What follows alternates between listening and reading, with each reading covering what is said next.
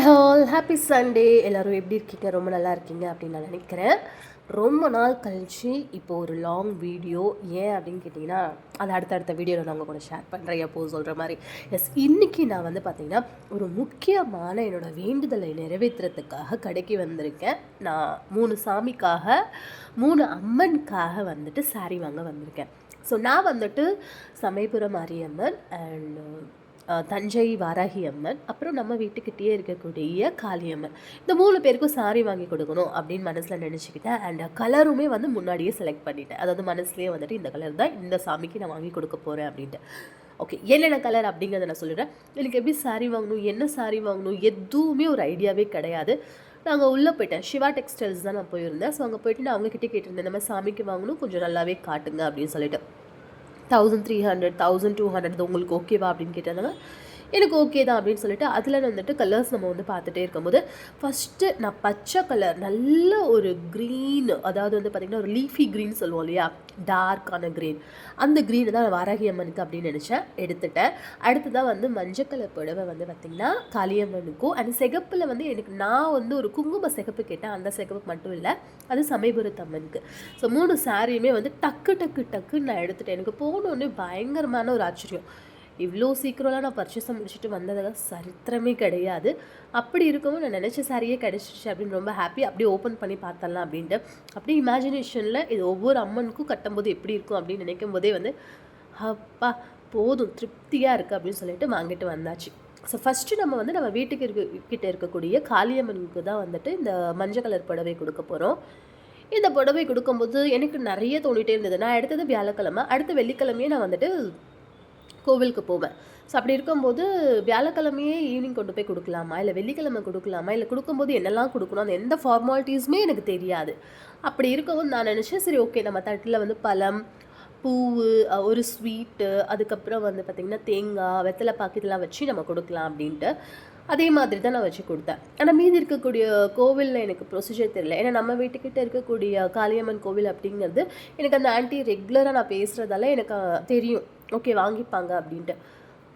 Balance இருக்குது இந்த 2 கோவில், பெரிய கோவில்ங்கிறதால எனக்கு என்ன பண்ணுறது அப்படிங்கிறது ஒரு விதமான தயக்கமாகவே இருந்தது. அண்ட் இங்கே நான் வாங்கினதுக்கு வந்துட்டு உங்களுக்கு கிஃப்ட் இருக்குது அப்படின்னு சொல்லிட்டு அந்த ஏபிசிடியில் நீங்கள் என்ன வேணாலும் எடுத்துக்கலாம் அப்படின்னு சொல்லும்போது எனக்கு அந்த பக்கெட் ரொம்ப பிடிச்சிருந்தது. ஸோ பக்கத்தில் இருக்க ஏ தான் எனக்கு கொடுக்குறேன்னாங்க, பட் எனக்கு ஏ வேணால் பி கொடுங்க அப்படின்னு சொல்லிட்டு அந்த ஒரு பக்கெட் வந்து வாங்கிட்டு வந்தேன். இங்கே தான் முன்னாடி சிவா டெக்ஸ்டைல்ஸில் இது எப்போவுமே இருக்கிறது தான். அது கொஞ்சம் நல்லாயிருக்கும். கிஃப்ட்டுனாவே வந்துட்டு இது மொக்கையாக இருந்தாலும் நமக்கு பிடிக்கும். பட் இது வந்து ஒர்த் அப்படின்னு தான் சொல்லணும். இந்த பக்கெட் நல்லா வெயிட்டாகவும் இருந்தது, ஒரு குவாலிட்டியாக இருந்தது அப்படின்னு தான் சொல்லணும். ஓகே, அடுத்த நாள் வெள்ளிக்கிழமை நான் அப்படியே வந்து கிளாஸ்க்கும் கிளம்பணும். நான் வந்து காளியம்மனுக்கு தேவையானது எல்லாமே வாங்கிட்டு கோவிலுக்கு போய் கொடுத்துட்டேன். அந்த ஆண்டி நீங்கள் காலையிலேயே கொடுத்துருந்தேன், நான் சாமிக்கு இதே புடவை கட்டியிருப்பேனே அப்படின்னாங்க. எனக்கு அந்தளவுக்கு தெரியலை. ஓகே அப்படின்னு சொல்லிட்டு ஸோ சாமி மேலே வச்சு நல்லா ஒரு பூஜைலாம் பண்ணி எனக்கு பிரசாதம்லாம் கொடுத்துருந்தாங்க. அது அப்படியே எனக்கு ரொம்ப ஹாப்பியாக இருந்தது. ஸோ எனக்கு என்ன சோகமாக இருக்குது அப்படின்னா, அந்த அடுத்த 2 கோவிலில் வந்து சாரீ வாங்கிப்பாங்களா, நம்ம சாரீ கட்டுறதை பார்க்க முடியுமாப்பா அப்படின்னு தான் இருந்தது. ஸோ இதான் காளியம்மன் கோவில். எங்கள் சாமி மேலே புடவை வச்சுருந்தாங்க. ஆல்ரெடி சாரீ கட்டி பூஜையெல்லாம் முடிச்சிருந்தது அப்படிங்கிறதால சாரீ மேலே வச்சுருந்தாங்க. அடுத்த வாரம் நான் கொடுத்த சாரியவே வந்து சாமிக்கு கட்டி, ஆண்டி காலையிலேருந்து நீ வரவே இல்லை, நான் உன்னை நீ வரணும், சாரீ பார்க்கணும் கட்டினது அப்படின்னு நான் நினச்சிட்டே இருக்கேன்னு சொல்லும்போது எனக்கு அப்படியே கண்ணில் தண்ணியெல்லாம் வருது. ஏன்னா அவ்வளோ எமோஷ்னலாக இருந்தது. நான் இந்தளவுக்கு நினச்சி பார்க்கவே இல்லை. அண்ட் எனக்கு வளையல்லாம் கொடுத்தாங்க. ஸோ வளையல் உனக்கு வந்து ப்ளவுஸ் பீட்டில் எடுத்து வைக்கிறேன், நீ வந்து வாங்கிக்கோன்னு சொல்லிட்டு இருந்தாங்க. இருந்தாலும் எனக்கு இந்த வளையல் கொடுத்ததே வந்து எனக்கு கடவுள் கொடுத்துரு கிஃப்ட்டு, என்னோடது அக்செப்ட் பண்ணிக்கிட்டாங்க அப்படிங்கிறது அடுத்த வாரத்தோடைய சின்ன வீடியோ தான் இது. அடுத்த வாரம் நான் கொடுத்த சாரியை வந்து சாமி வந்து என்னோடய வேண்டுதல் ஏற்றுக்கிட்டாங்க அப்படிங்கிறதான். ஸோ என்ன பர்டிகுலர் வேண்டுதல் அப்படிலாம் எதுவுமே இல்லை. எனக்கு திடீர்னு வந்துட்டு நம்மளை இவ்வளோ நல்லா பார்த்துக்கிற கடவுளுக்கு நம்ம எதுவுமே பண்ணலையே அப்படின்னு சொல்லிட்டு ஸோ ஓகே, எனக்கு அம்மா மாதிரி தான் நான் பார்க்குற எல்லா கடவுளுமே. ஸோ அப்படி இருக்கும்போது நம்ம ஒரு அட்டாச்மெண்ட்டாக அப்படின்னா எனக்கு சாரீ எடுத்து கொடுக்கணும் அப்படின்னு தோணுது. அதனால சாரீ எடுத்து கொடுத்தேன். எனக்கு அவ்வளோ ஒரு ஹாப்பி, அவ்வளோ ஒரு எப்படி சொல்கிறதுனே தெரியல, வேர்ட்ஸே இல்லை, அந்தளவுக்கு சந்தோஷமாக இருந்தது. ஆன்ட்டியுமே ரொம்ப ஹாப்பியாக இருந்தாங்க. அங்கே அந்த பூஜை பண்ணுறவங்களும் சாரீ ரொம்ப நல்லா இருக்குது, அம்மாவுக்கு பிடிச்ச மாதிரி இருக்குது, எல்லாருமே கேட்டிருந்தாங்க சாரீ நல்லா இருக்குது அப்படின்னு சொல்லியிருக்கும்போது எனக்கு ஹாப்பி. அண்ட் சாட்டர்டேவே வந்து நான் வந்து கிளம்பிட்டேன். எனக்கு வந்து சமயபுரம் போகணும். சமயபுரம் இப்போல்லாம் ரொம்ப கூட்டமாக இருக்குது அப்படிங்கிறதால ஏர்லி மார்னிங், அதாவது பிரம்ம முகூர்த்தத்தில் வந்து நான் சாமியை பார்க்கணும் அப்படிங்கிற ஒரு ஐடியாவில் சாரியை எடுத்துகிட்டு கிளம்பிட்டேன். உள்ளே போனால் அந்த விஐபி தரிசனம் இருக்கும் இல்லையா, ஸோ அந்த 500 ருபீஸ் அந்த மாதிரி தரிசனம்லாம் நான் போயிருந்தோம். போயிட்டு சாமிக்கு 5 மணிக்கு சாமியை பார்க்க போகலாம் அப்படின்னா அப்போவும் இவ்வளோ கூட்டம் இருக்குமா அப்படின்னு தெரியல. ஓரளவுக்கு டிக்கெட்டை வாங்கிட்டு உள்ளே போய் தரிசனம் முடிச்சிட்டோம். ஆனால் நான் கடவுள்கிட்ட அந்த அம்மாவுக்கு வந்து நாங்கள் சாரீ கொடுக்கும்போது இதுக்கு நீங்கள் டோக்கன் வாங்கணும் அது இதுன்னு சொல்லிட்டு இருக்கும்போது கொஞ்சம் எனக்கே ஒரு மாதிரி இன்றைக்கி வந்துட்டு சாமிக்கிட்ட வைக்க முடியாது போல இருக்குது, அங்கே இருக்க உண்டியலில் போட்டுருங்க அப்படின்னு வந்து சொல்லியிருந்தாங்க. இருந்துமே வந்துட்டு எனக்கு ஒரு மாதிரியாக இருந்ததா, என்ன நினச்சாருன்னு தெரியல. பூசாரி வாங்கி சாமி மேலே படைச்சிட்டு அதுக்கப்புறம் நீங்கள் உண்டியலில் போட்டுருங்க அப்படின்னு சொல்லும்போது சாமி மேலே படைச்சிட்டாங்க அப்படிங்கும்போது எனக்கு ரொம்ப ஹாப்பியாக இருந்தது. எனக்கு வந்து சாமி மேலே போட்டு பார்த்தா போதும் அப்படிங்கிற மாதிரி தான் இருந்தது. அது எனக்கு வந்து இருக்கிறதுலே ரொம்ப ஹாப்பியாக இருந்தது.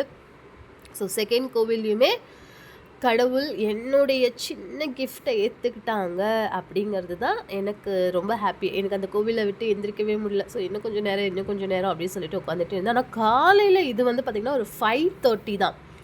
இந்த 5:30க்கே வந்து அவ்வளோ கூட்டம் இருக்குது. இப்போல்லாம் ஏன் தான் எல்லா கோவிலுமே இவ்வளோ கூட்டம் இருக்குது அப்படிங்கிறது எனக்கு தெரியல. எந்த டைமில் போனாலுமே வந்து கூட்டம் இருந்துக்கிட்டே தான் இருக்குது. ஸோ ஓகே, ஓரளவுக்கு வந்துட்டு பிரார்த்தனையெல்லாம் முடிச்சுட்டு வெளியில் வரும்போது பார்த்திங்கன்னா லைட்டாக அங்கே மழைலாம் வந்திருக்கும் போல இருக்குது, கொஞ்சம் தண்ணியாக இருந்தது. அதுக்கப்புறம் கோபுர தரிசனம் முடிச்சுட்டு அப்படியே நம்ம வந்து கிளம்பியாச்சு. அடுத்ததாக எங்கே போகிறோம் அப்படின்னு கேட்டிங்கன்னா தஞ்சாவூரில் இருக்கக்கூடிய நம்ம பிரகதீஸ்வரர் கோவில் தான். அங்கே கோவில்லையுமே வந்துட்டு ஃபஸ்ட்டு தோன்றிய வாராகி அம்மனுக்கு என்னுடைய வேண்டுதலை, அதாவது நான் சாரீ வந்து கொடுக்கணும் அப்படிங்கிறது என்னோடய இன்னொரு ஆசை. ஸோ அதுக்காக நம்ம வந்து இப்போ தஞ்சை பெரிய கோவில் போயிட்டுருக்கோம். தஞ்சை கோவில்லையுமே அப்படி தான் எனக்கு ரொம்ப ஒரு மாதிரி கன்ஃபியூஸ்டாகவே இருந்தது. இந்த டைமுக்கு வந்து அபிஷேகம்லாம் முடித்து அலங்காரம்லாம் பண்ணியிருப்பாங்களா, சாரீ வாங்கிப்பாங்களா, வாங்க மாட்டாங்களா, இதோட வேறு ஏதாவது கொடுக்கணுமா அப்படிங்கிற நிறைய கன்ஃபியூஷன் இருந்துக்கிட்டே இருந்தது.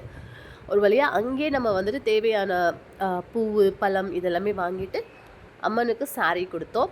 அங்கேயும் அப்போ தான் அபிஷேகம் நடக்க போகுது அப்படிங்கிறதால அந்த சாரியை நாங்கள் போடுறோம் அப்படின்னு சொல்லியிருந்தாங்க. அது இன்னும் ஹாப்பியாக இருந்தது.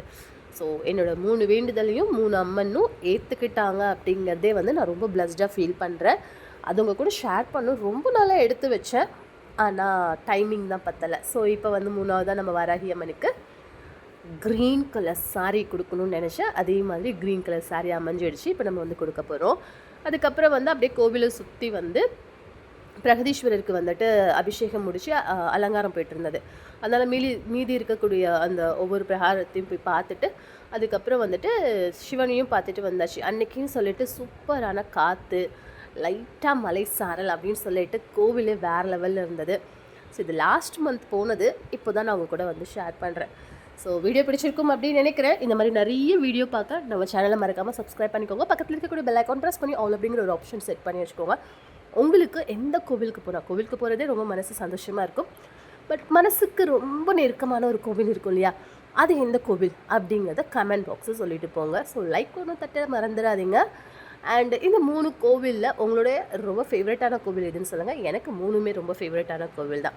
ஸோ இந்த மாதிரி அடுத்தடுத்து சூப்பரான இன்ட்ரெஸ்டிங்கான நிறைய வீடியோஸ் எடுத்து வச்சுருக்கேன். அண்ட் சீக்கிரமாக உங்கள் கூட வந்துட்டு ஷேர் பண்ணுறேன், எடிட் பண்ணி. இந்த சண்டேவை ஹாப்பியாக ஃபேமிலியோட நல்லா ரெஸ்ட் எடுத்து ஜாலியாக என்ஜாய் பண்ணுங்கள். Bye bye.